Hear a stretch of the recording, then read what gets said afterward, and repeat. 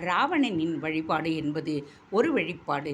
ஆயினும் அவன் வழிபாடுகளை தன் சுயநலத்திற்கு பயன்படுத்தியதனால் பெரும் சிவபக்தனாக இருந்தும் வரலாற்றில் அவன் எதிர்மறைக்கு உதாரணமானான். அழிக்கப்பட்டு அதற்கும் உதாரணமாகின்றான். நம் காரியங்களின் விளைவுகளை நாம் எப்படி என்பதை தீர்மானிக்கின்றன. அந்த வகையில் மயனாலும் விஸ்வகர்மாவாலும் தங்கள் தேவபலத்தை கொண்டு அவர்கள் உருவாக்கிய மூர்த்தங்கள் புதைவில் இருந்து வெளிப்பட்டு மீண்டும் அவை வழிபாடு காண வேண்டும் என்று அவர்கள் விரும்பினர். அப்படி அவர்கள் எண்ணியதன் காரணமாகவே உங்களுக்குள் ஆலயம் உருவாக்கும் எண்ணம் தோன்றியது. அவர்கள் உங்களை பயன்படுத்தி கொள்ள உங்கள் கர்மங்களும் அதற்கு இடமளித்தன. அப்படியானால் நான் மட்டும் காரணமில்லை, இவர்களும் காரணங்களா? ஆம், அபூர்வ மூர்த்தங்கள் அவை. அதிலும் நந்தி மூர்த்தம் வெகு சிரேஷ்டமானது. அந்த ஈசன் அருளை விரைந்து பெற்றிட நந்தியம்பெருமானின் துணை பெரிதும் உதவிடும். நந்து எனில் மிகச்சிறந்த என்பது பொருள். நந்தி என்றால் மிகச்சிறந்தவர். நந்தியம்பெருமானை நெருங்கி வழிபடுகிறோம் என்றால் மிக சிறந்தவரை நெருங்கி அவர் துணையோடு வழிபடுகிறோம் என்பதுதான் பொருள். பொதுவில் ஒரு மனிதனின் வழிபாடு என்பதே சிறந்த ஒன்றுதான். நான் எனும் செருக்கு மிகுந்தவனுக்கு பக்தி உணர்வே தோன்றாது. எனவே வழிபாடே சிறந்த ஒன்றுதான். அப்படி மனிதன் வழிபட வேண்டும் என்பதற்காகத்தானே ஆலயங்களே உருவாகின. ஒரு மனிதனின் உடம்பெங்கும் குருதி ஓடிக்கொண்டிருந்தாலும் ஒரு காயம் படும் இடத்தில்தான் அது வெளிப்படுகின்றது. அதுபோல உலகம் முழுக்க சகலரிடத்தும் இறைவன் நீக்கமர நிறைந்திருப்பனும் ஆலயத்தில் அதன் வெளிப்பாட்டை உணர்ந்து நாம் தூய்க்க முடியும். நாம் தூய்க்க தேவை பக்தி. பக்தியால் பண்புடன் நாம் திகழ முடியும். பண்பு மிகுந்தால் மற்ற யாவும் மிகுந்து அங்கு அமைதி, ஆனந்தம், இன்பம், ஈதல், எளிமை, ஏற்றம், உவகை, ஊக்கம், ஐக்கியம், ஒற்றுமை, ஓம்புதல், அகரணைப்பாடு நீங்குதல் ஆகியவை உருவாகும். அதாவது நம் உயிரெழுத்துக்களின் விரிந்த பொருள் அவ்வளவும் வசப்படும். அதற்கு இறைவன் மட்டுமல்ல, அவன் வாகனங்களும் துணை செய்யும் என்பதே இதனுடைய தாத்பரியம். அகத்திய பெருமானின் செறிந்த கருத்துகள் கொங்கணரை உச்சி குளிர வைத்தது. பெருமானே, உங்கள் மூலமாக ஒரு சிறு விஷயத்திலேயும் பெரும்பான்மை இருக்க காண்கின்றேன். உங்களோடு உரையாடியதில் பல விஷயங்கள் எனக்கு தெளிவாகிவிட்டன. என்னுள் கருக்கொண்டு பின் பலரால் உருக்கொள்ளும் இந்த ஆலயம் மாந்தர்களுக்கு பெரும் அமைதியையும் அருளையும் வாரி வழங்குவதாக அமையட்டும். நந்தியம் பெருமானே அதன் பொருட்டு முன்னிட்டு ஆலயத்தை சீர்விளங்கச் செய்வாராக. பாவிக்கும் மோட்சம் தரும் பாபநாசினியாகவும் இந்த ஆலயம் விளங்கட்டும். இதற்கான நிபந்தங்களை சிற்றரசராகிய அழக மணவாளதாசனுடன் செல்வச் சிறப்புடையாரே அளிக்கட்டும்.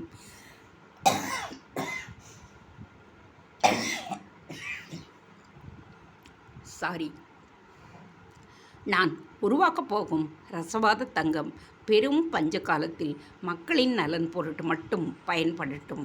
அதுவரை அதை பாதுகாப்பதோடு அது சிவந்தியாக ஆலய தொடர்பின்றி ஓரிடத்தில் புதையல் போல் திகழ்ந்திட நான் ஆவண செய்திடுகிறேன். என் வழிவரும் சித்தர் பெருமக்கள் எம்பெருமானை பிரத்யேகமாக வழிபடுவதோடு அதற்கு காவலாகவும் திகழ்வார்களாக. இதுதான் இப்பொழுது என்னுடைய ஆக்ஞை. இது சிறப்புற்று விளங்கிட தமிழ்த்தாய் குணக்கடலான தங்கள் ஆசியை கோருகின்றேன் என்று கொங்கணர் அகத்தியரின் பாதம் பணிந்தார். அப்பொழுது மலர்மாறி பொழிந்தது. காட்டழகி ராயனை அறைக்குள் வைத்து பூட்டிவிட்டு வெளியில் வந்தார் எஸ்ஐ லக்ஷ்மணன். கான்ஸ்டபிள் கண்ணப்பன் வெறித்து பார்த்து கொண்டிருந்தார். அந்த பார்வையில் பலவித பொருள். என்ன கண்ணப்பன், நீங்கள் இன்னும் வீட்டுக்கு போகலையா? உங்ககிட்ட சொல்லிட்டு போகத்தான் காத்துக்கிட்டு இருக்கேன் சார். அப்போ கிளம்புங்க சார். என்ன கண்ணப்பன், அந்த மந்திரவாதி என்னதான் சார் சொல்கிறான்? நீங்களும் போகிறீங்க வர்றீங்க, எங்கே எம்பொட்டு கஞ்சினாலும் வாயை திறக்க மாட்டேங்கிறானே முதி. இல்லை சார், அவன் மலையாள தமிழ் காதில் விழுந்ததே. அப்போ நான் பொய் சொல்கிறேனா? ஆமாம் சார், ஆரம்பத்தில் இருந்த மாதிரி இல்லை சார். நீங்கள் ஆர்கியாலஜிஸ்டோட ஒரு தனி ரூட்டில் போகிற மாதிரி எனக்கு தெரியுது. கண்ணப்பன் சற்று தைரியமாகவே பேசினார். லக்ஷ்மணனுக்கும் அதற்கு மேல் அவரோடு மல்லு கட்ட தோன்றவில்லை. பதிலுக்கு ஒரு மாதிரி புன்னகையோடு கண்ணப்பனை பார்த்தார். அதில் பலவித அர்த்தங்கள். என்ன சார், நான் கேள்விப்பட்டதெல்லாம் நிஜம்தான் போல. என்னத்தை அப்படி கேள்விப்பட்டீங்க? நீங்கள் மந்திரி வரை போய் அழுத்தம் கொடுத்து இந்த ஊருக்கு டிரான்ஸ்ஃபர் வாங்கிட்டு வந்திருக்கீங்க போல் இருக்கே. சரி, அப்படித்தான் வச்சுக்கோங்க. அதுக்கு என்ன இப்போது? இப்படி கேட்டால் எப்படி சார்? புதையலை எடுக்கணும்னே வந்திருக்கீங்கன்னு நல்லா தெரியுது சார்.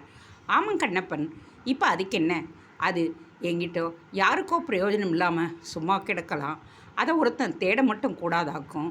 இப்படி ஆசைப்பட்டு தேடின யாரும் உசுரோடு இல்லையே சார். அதை நீங்கள் மறந்துடாதீங்க. அங்கே கோட்டித்தனமாக அவங்கெல்லாம் நடந்துக்கிட்டு இருந்திருப்பாங்க. நான் அப்படி இல்லை. அதான் ஆர்கியாலஜிஸ்ட் எல்லாம் வர வச்சுருக்கேன். ஆனால் அவரும் இப்போது கர்ணம் அடிச்சிட்டாரே, அது உங்களுக்கு எப்படி தெரியும் சார்? நானும் உங்களை மாதிரி போலீஸுங்கிறத மறந்துட்டீங்களோ? சரிங்க கண்ணப்பன், நமக்குள்ளே முட்டு மோதல் வேண்டாம், திட்டு திகட்டலும் வேண்டாம். எனக்கு நீங்கள் சப்போர்ட் பண்ணுங்கள், புதையல் கிடைக்கட்டும், பங்கு போட்டுக்குவோம். அப்படியெல்லாம் அது கிடைச்சிடாது சார். கிடைக்கிறதா இருந்தால் எதுக்கு சார் 350 வருஷமாக வெறும் பேச்சாகவே இருந்துக்கிட்டு வருது? தோ பாருங்க, அது இருக்கிறது நிஜம்னா நாம் அதை எப்படியாவது எடுக்கிறோம். என்ன சொல்கிறீங்க? திரும்பவும் சொல்கிறேன் சார், அது யாரோ ராசாவோ இல்லை ராணியோ இல்லை ஒரு பெரும் பணக்காரனோ யாருக்கும் தெரியாமல் புதைச்சி வச்சது இல்லை. அதுக்கு பின்னால் சித்தர் சாமிங்க இருக்காங்க. அது சாமியோட சொத்து, அதாவது சிவன் சொத்து.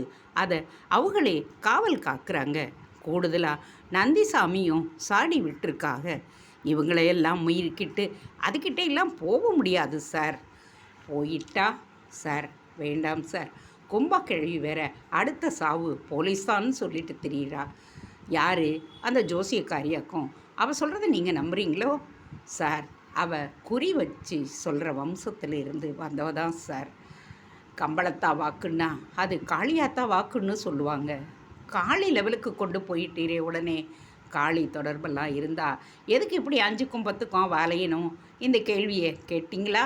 என்ன சார், எவ்வளவு சொன்னாலும் எதிராகவே பேசுகிறீங்க. நான் தெரியாமல் தான் கேட்குறேன். ஒருவேளை புதையலை எடுத்துட்டாலும் அது அரசாங்க கஜானாவுக்கு சார் தானே போகும். நாம் இப்படி சார் அதை பங்கு போட்டுக்க முடியும்? நாம் போட்டுக்கிட்டது போக மிச்சம்தான் கவர்மெண்ட்டுக்கு. என்ன, என்னை கேனைன்னு நினச்சிட்டீரோ சார்? இது துரோகம் சார். மண்ணாங்கட்டி. நமக்கு சம்பளத்தை தாண்டி என்னையா இருக்குது? ஒரு வார லீவு உண்டா? இல்லை நம்ம உசுருக்கு தான் பாதுகாப்பு உண்டா? கெட்ட பயல்களோடு கிடந்து சமாளிக்கிறோம், சாவுறோம். பப்ளிக்லேயும் டானாக்காரங்கன்னா லஞ்சம் வாங்குறவங்கன்னு கெட்ட பேர்.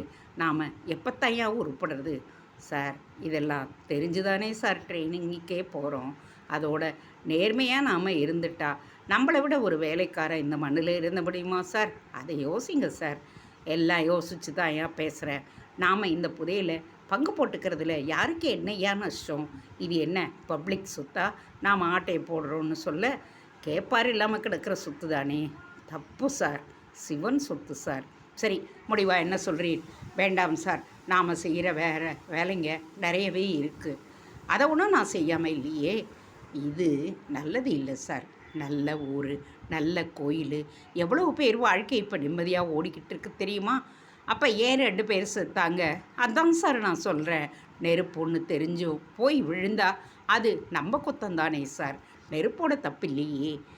சரி, நீர் ரொம்பவே பயந்துட்டீர், நல்லா தெரியுது. உங்களுக்காக இப்போ ஒன்றை மட்டும் சொல்லிக்கிறேன். புதையலை நான் நல்லபடியாக எடுத்துட்டா அப்போ என் பேச்சை கேட்பீங்களா? தீர்மானமாக கேட்டார் லக்ஷ்மணன். உங்களால் கிட்ட கூட நெருங்க முடியாது சார். ஒருவேளை நெருங்கிட்டா நான் உங்களுக்கு அடிமை சார். இதில் எந்த மாற்றமும் இல்லையே. சத்தியமாக இல்லை சார். ஒன்று மட்டும் சொல்லிக்கிறேன், பேராசை மட்டும் வேண்டாம். பக்தி இல்லாமலும் நடந்துக்காதீங்க. இந்த அட்வைஸ் எனக்கு அவசியமே இல்லை கண்ணப்பன். நான் நாத்திகன் இல்லை. கடவுள் இருக்காரு, அவர் இருக்க போய் தானே உலகமே உருவாச்சு. அதுக்காக அவரை சதா கட்டிக்கிட்டு அழுவுறது முட்டாள்தனம். நீங்கள் என்ன போக போக புரிஞ்சுக்குவீங்க என்றவராய் லக்ஷ்மணனும் புறப்பட தயாரானார். செல்லும் முன் திரும்பி காட்டழகிய ராயனிடம் சென்றவர், எலே, எனக்கு தெரியாமல் ஏதாவது சுத்து வேலை பண்ணி ஓடிக்கிடி போயிடாத. உன்னை நான் ரொம்பவே நம்பி இருக்கேன் ஐயா என்றார். ஞானம் தானே சார், ஞங்கள் புதையல்கிட்டே நெருங்கிட்டீங்க என்று சொல்லி சிரித்தான். இரவு நேரம். கிருஷ்ணன் வீட்டில் கிருஷ்ணனின் சித்தி சிந்தாமணி தோசை சுட்டபடி இருந்தாள். முதல் ரவுண்டு அவள் பிள்ளைகளான கனிமொழிக்கும் மல்லிகாவுக்கும் அடவி பசியோடு பார்த்தபடியே இருந்தான் கிருஷ்ணன். அப்பொழுது அவன் மேல் ஒரு சிறு கல் வந்து விழுந்தது. திரும்பி பார்த்தான்.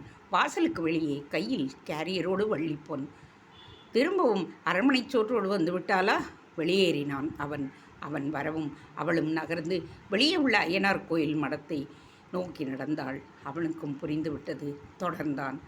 மந்தை திடலில் ஒரே ஒரு டியூப்லைட், அதுவும் அசடு வழிந்து கொண்டிருக்க அதை சுற்றி 1000 ஈசல்கள். நல்ல வேளையாக காக்க இல்லை. திடலில் உள்ள பஞ்சாயத்து திட்டின் மேல் சென்று அமர்ந்தாள் வள்ளி. கிருஷ்ணனும் வந்து அருகில் அமர்ந்தான். என்ன, திரும்ப அரண்மனை சோரா? அந்த ஆராய்ச்சிக்காரவங்க இந்த சொத்தையும் வேணாம்னுட்டாங்களா? ஆமாம், இன்றைக்கும் நம்ம பேர் தான் இதில் எழுதி இருக்கின்ற. இதெல்லாம் போங்கு பேச்சு பிள்ளை. நம்ம புத்தி எப்பவும் நம்ம சௌரியத்துக்கு எதையாவது வளைச்சிக்கும். அட, நீ கூட இப்படியெல்லாம் கொஞ்சம் விவரமாக பேசுறியே என்று கேரியரை திறந்தாள். உள்ளே இட்லி, தோசை, தயிர் சாதம், அது போக 4 அவித்த முட்டைகளும் இருந்தன. முதல் காரியமாக முட்டைகளை எடுத்து அப்படியே விழுங்கியவன். அதனால் மூச்சு முட்டி விற்கத் தொடங்கிய நான். வள்ளிப்பொன் தண்ணீர் அருகில் இல்லாதை உணர்ந்து அவன் தலையை தட்டி நேர் செய்ய முனைந்தாள். அவனும் சரியானான். பாத்தியா, இப்படி பாம்பு தவளையை முழுங்கின கணக்கா முழுங்குவே? பசி புள்ள, உன் சித்தி ஒரு ராசிச்சி, நீ கேட்டால் கூட தராதவ. சரி சரி தின்னு. அடப்போ புள்ள, இதுக்கு பழகிட்டா அப்புறம் தினம் மனசு இதை எதிர்பார்க்கும். அதுவும் சரிதான். இப்போ என்ன கெட்டு போச்சு? புதையலை நாம் எடுத்துட்டா இந்த மாதிரி சோத்தை காலாட்டிக்கிட்டே தின்னமில்லாமல. என்னடா நீ இன்னும் அதை பற்றி பேசலையேன்னு பார்த்தேன். உனக்கும் அந்த கிறுக்கு பிடிச்சிடுச்சா? எல்லாமே உன்னால தான். நீ தான் சொன்னேன் நான் ராணி மாதிரி நகையெல்லாம் போட்டுக்கிட்டு நிற்கிறதா தோணுச்சு, சொல்லிட்டேன். அது உன்னை இப்படியாக்கும்னு நான் கண்டேனாக்கும். இட்லியை விண்டு சாம்பாரில் நினைத்து வாயில் போட்டபடியே பேசினான் அவன். பாரு, முன்ன மாதிரியெல்லாம் இப்போ யாரும் இல்லை. ஒரு பக்கம் போலீஸு, ஒரு பக்கம் ஆராய்ச்சிக்காரரு, அப்பால பிரியாவும் பாபு சாரும், இப்படி 3 பேர் இந்த புதையிலை குறி வச்சுட்டாங்க. இதில் எனக்கென்னவோ பிரியா முந்தும்னு தோணுது. அவங்களை பொட்டி கிடக்க போகிறத வச்சு சொல்கிறியாக்கும். பிறகு அவள் கேட்ட அந்த நொடி கிருஷ்ணனிடம் தலையில் ஒரு தாக்கல், நெற்றி பொட்டிலும் வியரி புழுக்களின் வளைவான நெரிசல். கிருஷ்ணா, என்னாச்சு? கிருஷ்ணா, சாமி வந்துடுச்சா? ஐயோ, வலிக்குதே, தலை சுத்துதே. சாமி சடுதியிலே வந்து நல்வாக்கு சொல்லு. வள்ளிப்பொன் கைகோப்பி செலுத்திட கிருஷ்ணனின் மனதிற்குள் எஸ்ஐ லட்சுமணன் வயல் வரப்புக்குள் ஒளிந்து கொண்டு பானாக்காரர் கிணற்றை பார்க்கும் காட்சி தோன்றி பின் அது மறைந்து போனது. அப்பொழுது கிணற்றி தட்டின் மேல் பாபு, பிரியா, வள்ளிப்பொன் என்கின்ற 3வரும். அகத்தியரிடம் ஆசி பெற்ற கையோடு சதுர்கிரி மார்க்கத்தில் ஆங்காங்கே உள்ள குகைகளிலும் சருக்கங்களிலும் இருந்து கொண்டு தவவாழ்வு வாழ்ந்து வரும் ஏனைய சித்த புருஷர்களையும் கொங்கணர் சந்தித்து ஆசிகளை பெற்றுக்கொண்டார். அப்படி பெற்று வரும்போது புசுண்ட மகரிஷியும் கொங்கணர் காண நேர்ந்தது. அங்கே போகவும் அவருடைய சீடர்கள் பல காலமாக தங்கியிருந்து புசுண்ட மகரிஷியின் உபதேசங்களை பெற்ற வண்ணம் இருந்தனர். கூடுதலாக விசேஷமாக சில காயக்கற்பங்களை செய்து கொண்டும் புசுண்ட மகரிஷி போசுருக்கும் அவர் சீடர்களும் உபதேசம் செய்தபடியே இருந்தார். கொங்கணர் வரவும் எல்லோரும் கவனமும் அவர் பக்கம் திரும்பியது. கொங்கணரும் நந்திபுரம் என்கின்ற பெயரில் ஒரு ஆலயம் கட்டி விடுவதை கூறியதோடு மூர்த்தங்கள், அதாவது சிலைகள் தாமாக கிட்டிய ராவண வரலாற்றையும் கூறினார். புசுண்டர் அதை கேட்டு சிரித்தார். அந்த சிரிப்பில் அதில் பெரிய பொருள் இருப்பதாக அர்த்தம். மகரிஷியின் சிரிப்புக்கு காரணம், நீ இன்னும் அலைந்தபடியே இருக்கிறாயே, அதை எண்ணித்தான் சிரித்தேன். சிரிப்பு தானாக வந்துவிட்டது. இந்த ஆலய பணி முடியும் அமைதியாக இங்கு வந்து அமர்ந்துவிடப் போகின்றேன் மகரிஷி. நல்ல முடிவு. சித்தர் பெருமக்களில் சிலர் சில நேரங்களில் விதிவசப்பட்டு ஏதேதோ செய்து விடுவர். ஆனாலும் அதுவும் நன்மையில்தான் முடியும் என்று புசுண்டர் கூறவும் போகரிடம் ஒரு ஆர்வம் ஏற்பட்டு, அப்படி யார் எதை செய்தனர் புசுண்டரே என்று கேட்டார். உடனே புசுண்டருக்கும் கோரக்கரும் பிரம்மமுனியும் தான் நினைவுக்கு வந்தனர். அவர்கள் இருவரும் வேடுபள்ளம் இல்லாத, இன்பத்துன்பம் இல்லாத, இரவு பகல் இல்லாத ஒரு உலகை படைக்க முயன்ற சம்பவம் அவருடைய ஞாபகத்திற்கு வந்தது. மனிதர்களிடம் பலர் சில சமயங்களில் ஒரு கேள்வி எழும்பி நிற்கும். சகலத்தையும் படைத்தவன் இறைவன் என்றால் கெட்டதை படைத்ததும் அவன்தானே என்பதுதான் அந்த கேள்வி. மலர் இருக்க முல்லை ஏன் படைத்தான்? பகல் இருக்க இரவு எதற்கு? இனிப்பு இருக்க கசப்பு எதற்கு? அமிர்தம் இருக்க விஷம் எதற்கு? இப்படி இந்த கேள்விகளை வெறித்து கொண்டே போகலாம். இதன் முடிவில் பணக்காரன் இருக்க ஏழை எதற்கு என்று கோரக்கர் பிரம்மரிஷிக்குள் எழும்பியது. அதாவது ஒருவன் பிறக்கும் பொழுதே பணக்காரன் வயிற்றில் பிறக்கின்றான், ஏழையாக ஏழை ஒருவன் வயிற்றில் பிறக்கின்றான். பிறக்கும் பொழுதே எதற்கிந்த வேறுபாடு? இந்த கேள்வி இருவரையும் உறுத்தியது. பிறக்கும் பொழுது மற்ற உயிரினங்களிடம் பாகுபாடு கிடையாது. ஒரு யானையோ சிங்கமோ புலியோ தங்கள் குட்டிகளை தங்களுக்கு இணையாகவே ஈனுகின்றன. அவற்றில் கருப்பு வெளுப்பு இல்லை, நெட்டை குட்டை இல்லை. ஆனால் மனித பிறப்பில் மட்டும் ஏன் இத்தனை ஏற்ற இறக்கங்கள்? ஏழையாக, கருப்பாக, முடமாக, சவலையாக என்று எவ்வளவு வேறுபாடுகள்! பிற உயிர்களைப் போலவே எந்த ஏற்றத்தாழ்வுமின்றி ஒரு சமத்துவமான மனித சமுதாயத்தை நாம் தவசக்தியினால் உருவாக்குவோம் என்று கோரக்கரும் பிரம்மமுனியும் இணைந்து முடிவெடுத்தனர். விஸ்வாமித்திரர் தன் தவசக்தியால் திரிசங்கு என்பவனுக்காக ஒரு சொர்க்கத்தையே உருவாக்கியது போல் நாமும் சமதர்ம சமுதாயம் கொண்ட ஒரு உலகை உருவாக்குவோம் என்று அதற்காக வேள்விகள் செய்யத் தொடங்கினர். அந்த நாளிலும் சரி, எந்த நாளிலும் சரி, நாம் வேண்டியதை பெற்றிட வேள்விதான் ஒரே வழி. இந்த வழியில்தான் சூரபத்மன் எவராலும் அழிக்கப்பட முடியாத வரசித்தியை பெற்றான். அவனுக்கு அப்படி ஒரு வரத்தை அளித்த சிவபெருமானால் கூட அவனை நேரடியாக அழிக்க முடியாது.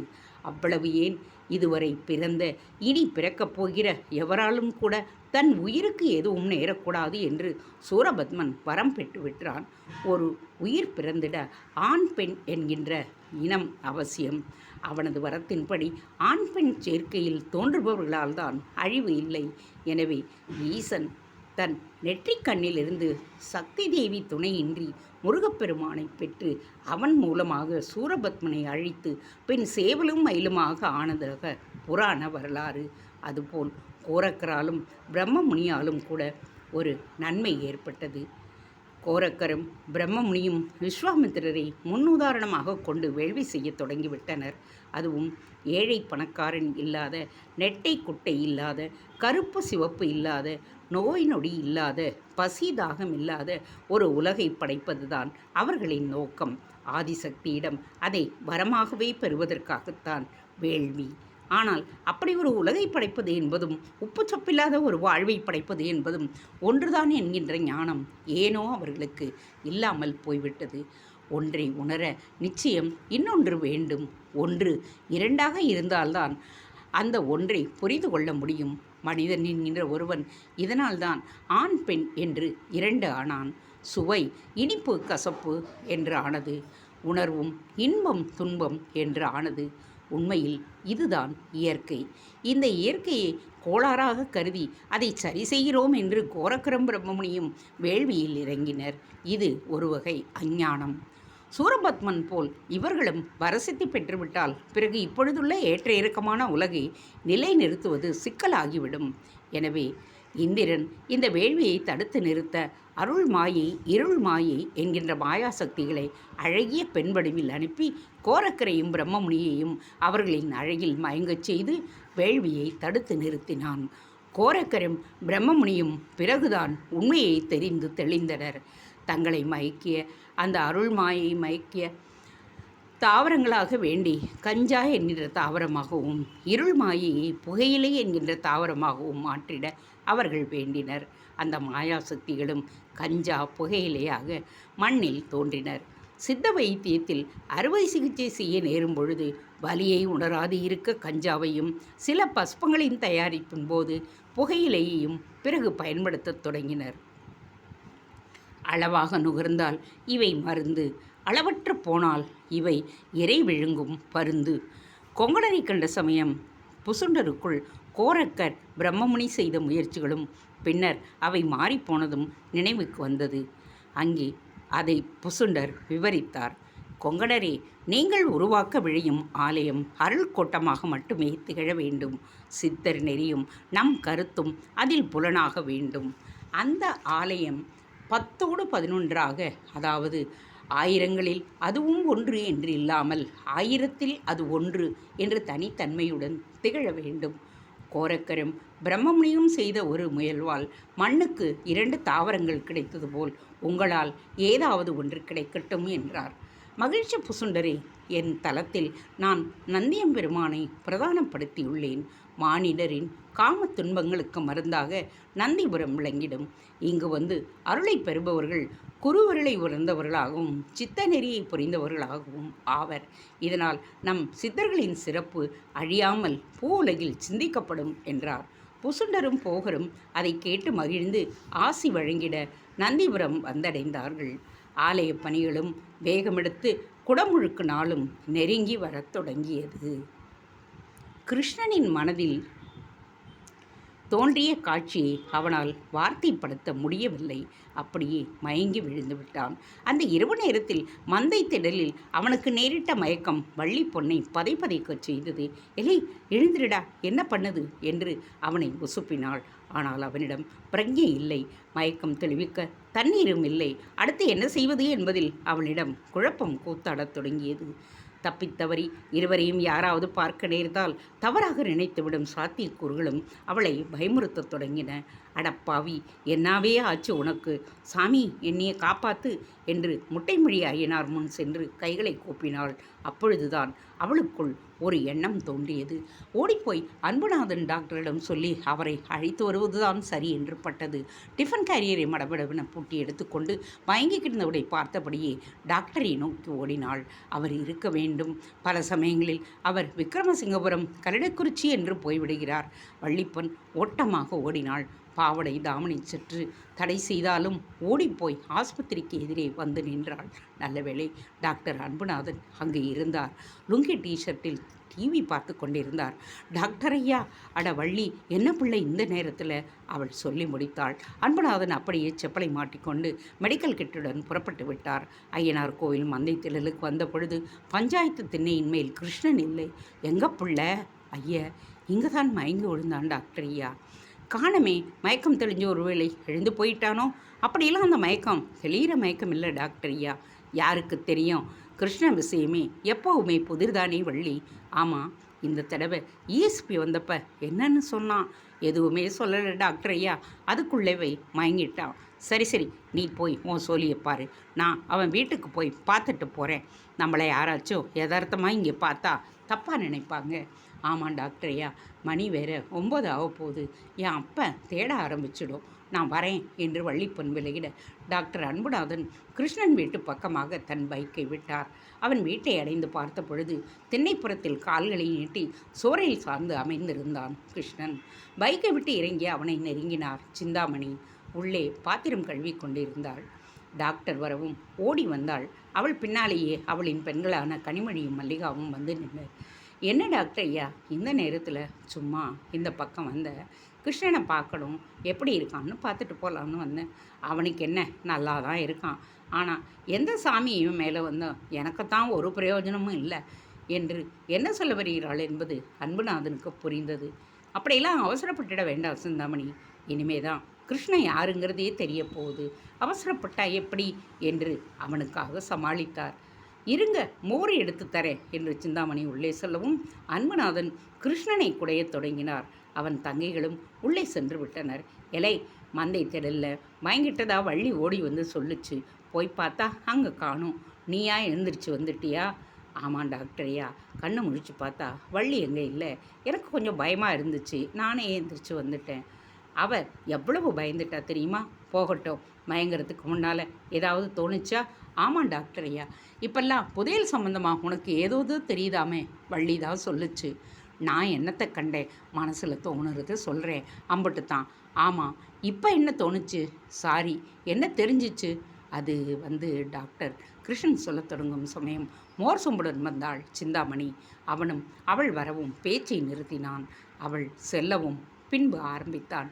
டாக்டர் ஐயா, முதல்ல ஒரு தடவை டானாக்கார் இருக்கிற இடத்துலேருந்து என்னைய படம் பிடிச்சி கேமராக்கா பாபு ஐயா ஒரு பெட்டியை எடுக்கிற மாதிரி வந்துச்சியா.